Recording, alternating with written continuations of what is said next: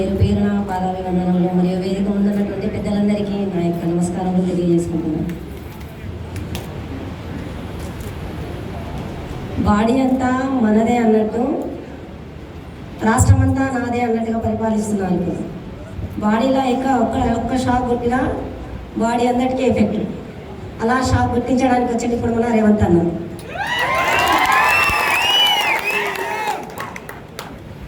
చాలా ఓల్టేజ్తో వచ్చినటువంటి ఈ ట్రాన్స్ఫరం తోటి మనందరిలో పవర్ నింపడానికి వచ్చిండు. అలాంటి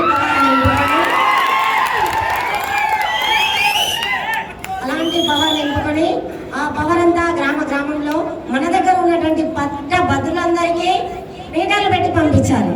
అక్కడ స్విచ్ ఆన్ చేయడం, ఫస్ట్ ప్రాధాన్యత ఓటును మన చిన్నారెడ్డి ఎక్కించి మనం అత్యధిక మెజార్టీతో గెలిపించాలి. అదే మనం రేపటి నుండి చేయాల్సినటువంటి పని. ఇక్కడికి వచ్చిన ముఖ్య కార్యకర్తలందరూ అదే పనిలో ఉండాలి. ఒక నలుగురు యువకులు కరెక్ట్గా ఉంటే దేశాన్ని మార్చగలరన్నారు మన వివేకానందుడు. అలాంటిది ఇంతమంది కార్యకర్తలు ఇక్కడ ఉన్నటువంటి మనము రేపు మన చిన్నారెడ్డి మనం గెలిపించలేమా? ఇంత సాదాసీదా మనిషిని మనం గెలిపించలేమా?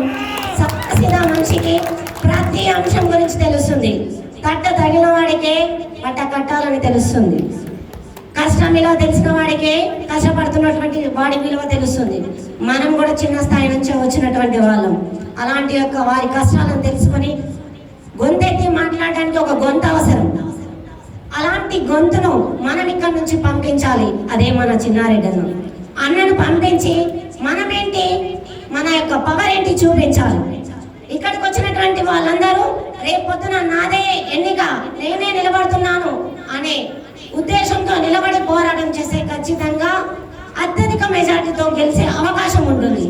అన్ని విషయాలు తెలియజెప్పాలి. చాలా మంది తెలియనటువంటి వాళ్ళు ఉంటారు. వాళ్ళందరికీ మనమే ఉన్నాం. అన్ని మీటింగ్లో అటెండ్ అవుతున్నా ప్రతిసారి ఒక అంశాన్ని, కొత్త అంశాన్ని తెలుసుకుంటున్నాం. అలాంటి మనం బయట పోయి మన అందరికీ కూడా ఏంటి విషయం అన్నది స్పష్టంగా తెలియజెప్తేనే తెలుస్తుంది వాళ్ళకు కూడా. కాబట్టి అలాంటి వాళ్ళు మనస్ఫూర్తిగా ఎవరు డబ్బులు ఇచ్చినా ఏ డబ్బులకు లొంగిపోకుండా ఓటేపించే విధంగా మనం చెప్పగలగాలి.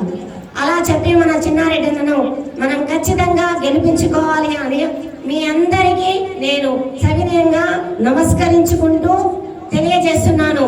మన యొక్క గొంతు అక్కడ వినిపించాలంటే మనం అందరం కష్టపడి పని చేయాలి.